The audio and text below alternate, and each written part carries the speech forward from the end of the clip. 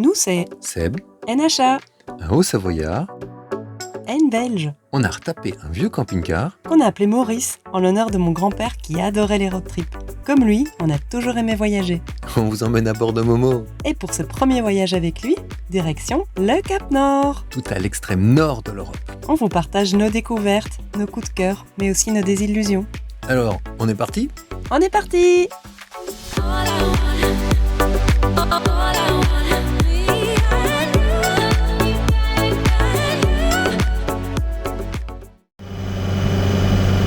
Petite ligne de Senja. Voilà, une montagne là, voilà. Bye bye Senja! Et on va voir Tromsø.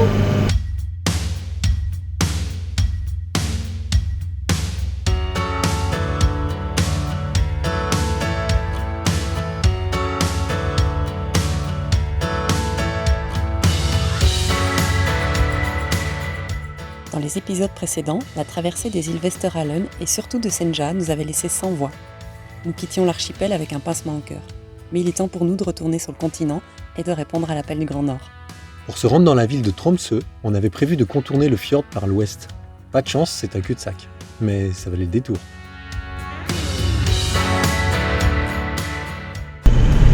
Mamma mia, comment c'est bon! Ah! Une attaque de mouette!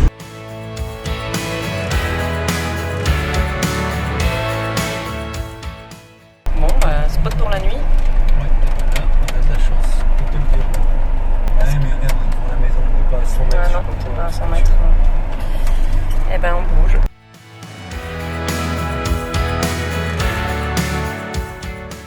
Potentiellement, on a trouvé notre endroit pour se poser ce soir. Et puis pas n'importe lequel. C'est pas dégueu.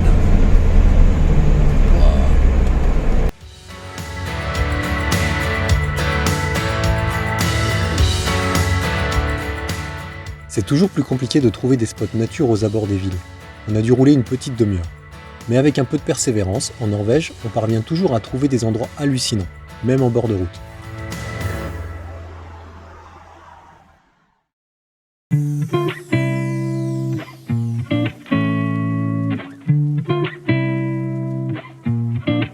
Alors là, on est à Tromsø et on va tester un café. Parce qu'un jeune Norvégien qu'on a croisé quand on faisait de la pêche, il nous a conseillé ce café-là. Apparemment, c'est le meilleur cappuccino de la ville. On va tester.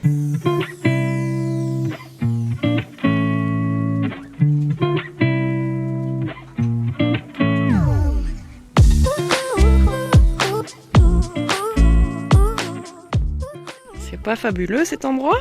On est mieux là qu'en prison.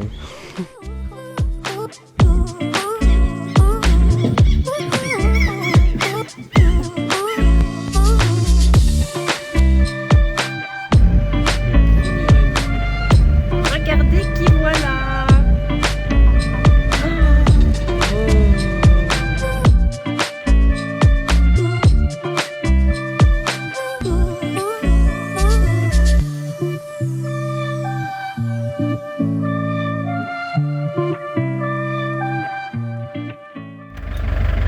Il y a un oiseau, ça leur a fait peur.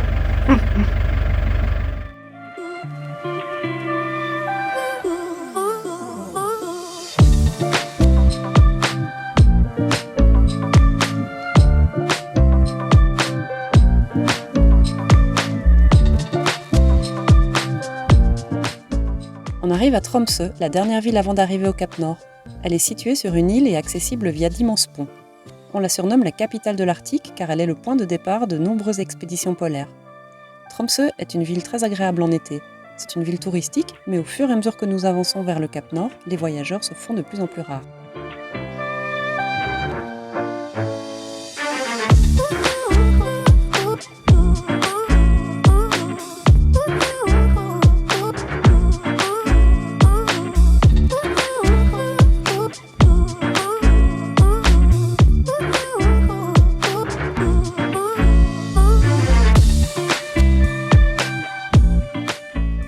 On annonce une météo pluvieuse pour le lendemain.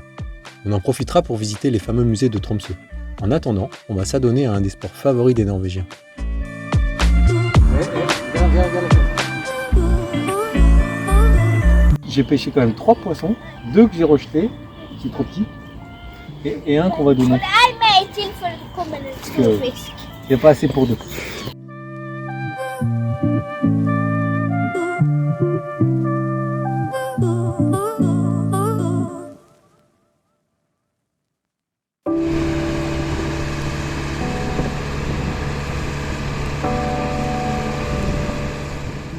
On commence à comprendre qu'en Norvège, le beau temps ne dure jamais bien longtemps.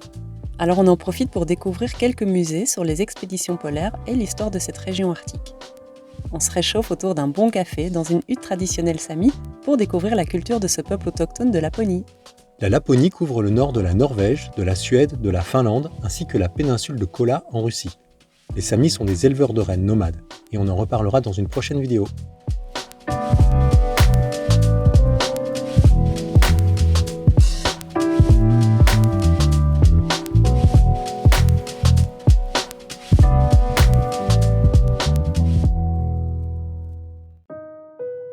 Normalement, le matin, c'est jamais la meilleure période pour moi.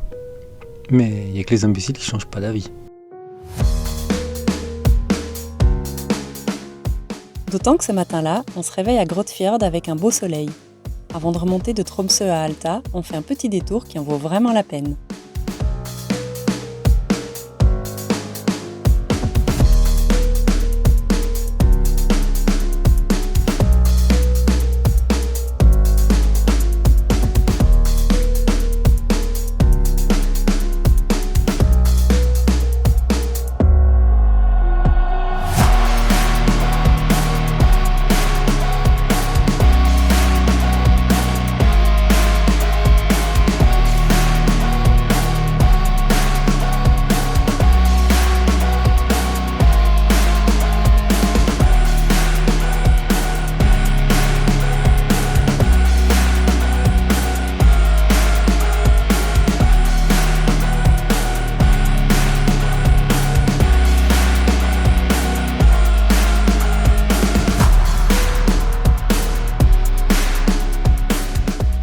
Après ce magnifique détour par Grotefjord, direction Alta, qui est connu pour son site d'art rupestre.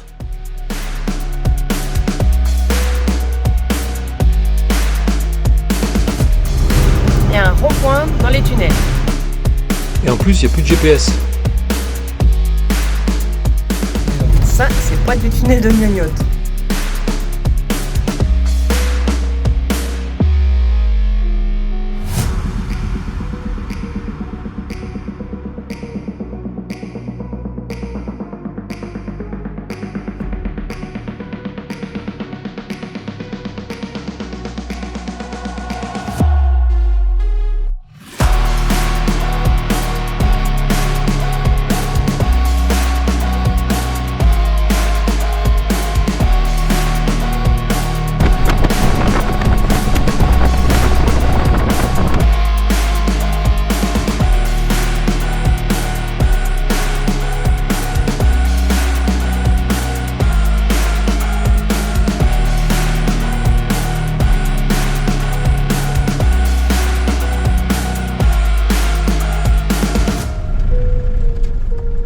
Nos amis sont de retour.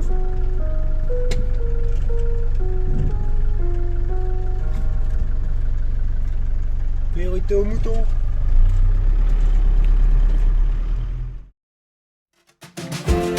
Ça bosse dur ?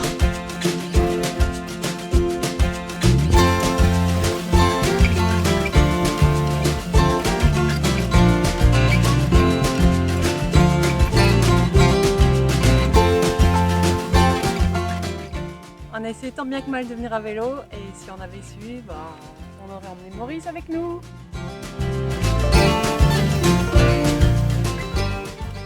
1 km 8. Allez. Et on a attaché les vélos, même si personne ne nous pique jamais rien, mais c'est pour être sûr d'avoir le plaisir que ce soit nous qui fassions la descente en vélo et pas un autre.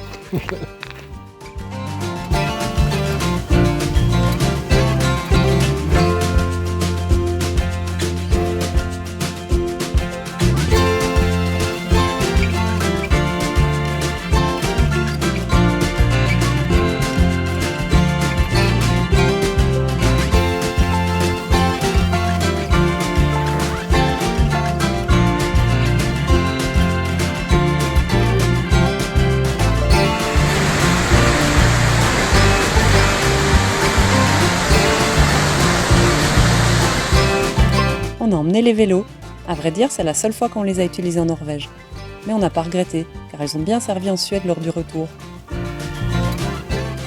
chouette de descendre que de monter.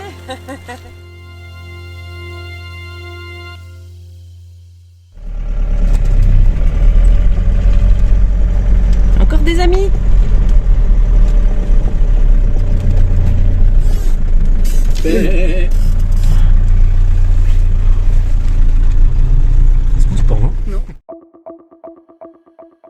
Le soleil est à nos côtés et notre trajet le long des Alpes de Lyngen, le massif situé à l'est de Tromsø, prend une allure grandiose. C'est un régal pour les yeux. Alors là, on s'est arrêté pour aller pêcher. Faire un petit test. Du lieu noir cette fois-ci.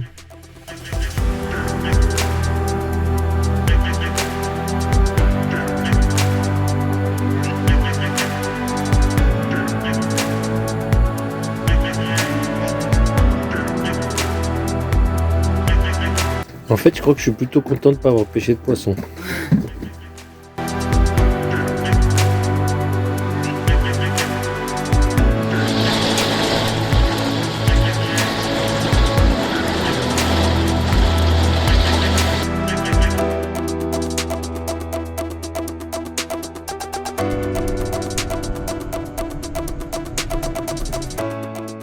Plus on monte vers le nord, plus les paysages sont grandioses. Et pourtant, il n'y a plus de route panoramique répertoriée avant le Cap Nord.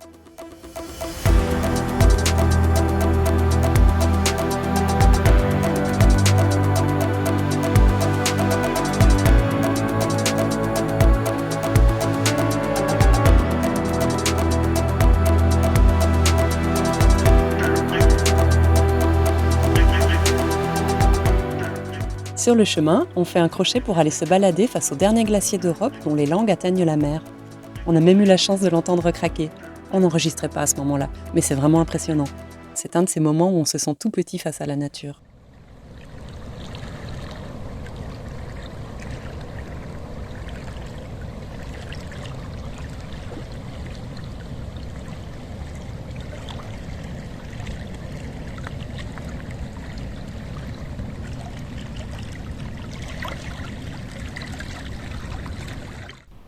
On est parti? On est parti. Direction Alta, c'est là que se situe un important site d'art rupestre inscrit au patrimoine mondial de l'UNESCO. Les premières gravures datent de 5000 avant Jésus-Christ.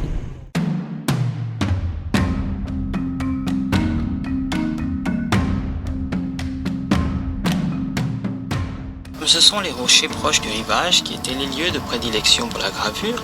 Les artistes s'attaquaient à de nouvelles surfaces rocheuses au fur et à mesure qu'elles émergeaient de la mer. Ainsi, les gravures les plus anciennes sont les plus élevées et les plus récentes sont les plus basses.